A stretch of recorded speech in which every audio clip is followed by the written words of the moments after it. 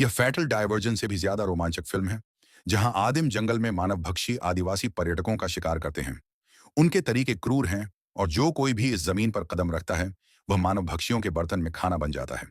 यह 2025 की नवीनतम रिलीज फिल्म ब्लड बॉक्स है। कहानी की शुरुआत हमारे अमेज़न के जंगलों में होती है, जहां एक लकड़हारा काम कर रहा होता है। अचानक उसे लगता है कि उसका साथी जंगल में गिर गया है। वह मशीन से उतरकर जांचने जाता है, लेकिन उसे अपने साथी का खून से लथपथ शव मिलता है। आदमी डरकर भागने लगता है, लेकिन अचानक एक जाल में फंस जाता है। वह बच तो जाता है, लेकिन फिर एक लता से बने जाल में फंसकर उल्टा लटक जाता है। तभी एक मानवभक्षी आदिवासी धीरे धीरे उसकी ओर बढ़ता है। कुछ समय बाद दो जोड़े अमेज़न के जंगलों में राफ्टिंग करने का प्लान बनाते हैं। वे एक पेशेवर गाइड को हायर करके पैडल बोट से निकलते हैं। रास्ते में हरियाली और सुंदर नजारे दिखते हैं, लेकिन गाइड उन्हें जंगल की खूबसूरती के पीछे छिपे डरावने सच के बारे में बताता है। 100 साल पहले उसके परदादा यहाँ आने वाले पहले लोगों में से एक थे, लेकिन वे कभी वापस नहीं लौटे। बचाव दल को केवल कुछ मानव अवशेष मिले, जिसका मतलब था कि गाइड के परदादा खतरनाक मानव भक्षियों के शिकार हो गए थे। गाइड कहता है कि अगर वे खतरनाक इलाके में नहीं जाएंगे तो सुरक्षित रहेंगे। वहीं दो साहसिक ब्लॉगर्स जंगल में मोटरसाइकिल से घूमते हुए प्रवेश वर्जित का बोर्ड देखते हैं, जो उनकी जिज्ञासा को और बढ़ा देता है।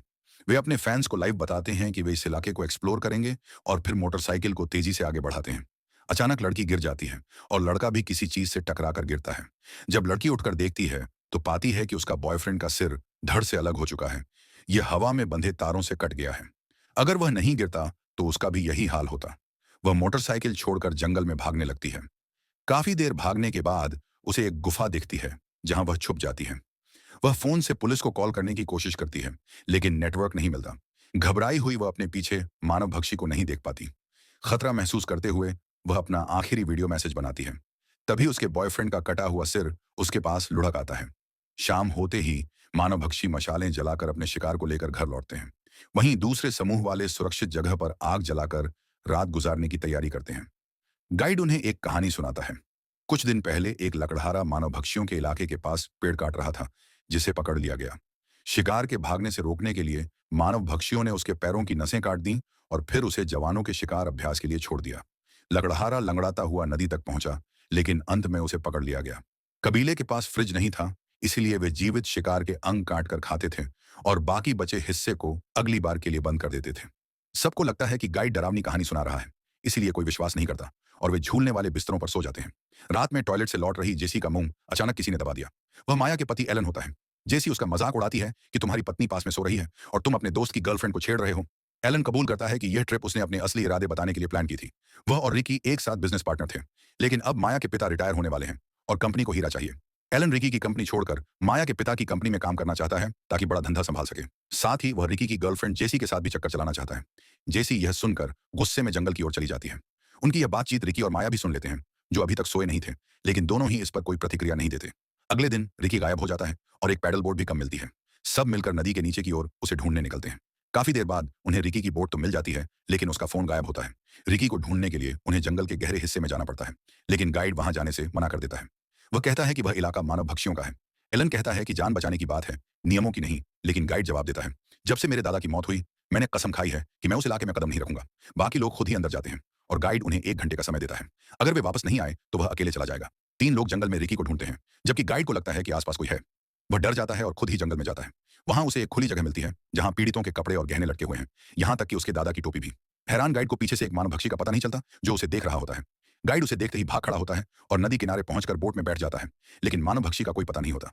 दूसरी ओर तीनों को एक गुफा मिलती है, जहां जेसी को एक मोटरसाइकिल हेलमेट दिखता है। अचानक कोई उसे पकड़ लेता है। यह गायब हुआ रिकी होता है।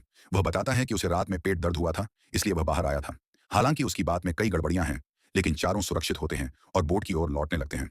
रास्ते में रिकी एलन को रोककर उसकी सच्चाई उजागर करता है। कंपनी में मैं मेहनत करता रहा और तुम सिर्फ लड़कियां बनाते रहे, वह भी मेरी गर्लफ्रेंड के साथ, और अब तुम मुझे धोखा देकर बड़ी कंपनी संभालना चाहते हो। एलन शर्मिंदा होता है, लेकिन कुछ नहीं बोलता। चारों नदी किनारे लौटते हैं, लेकिन गाइड गायब होता है और खाना पानी भी नहीं मिलता।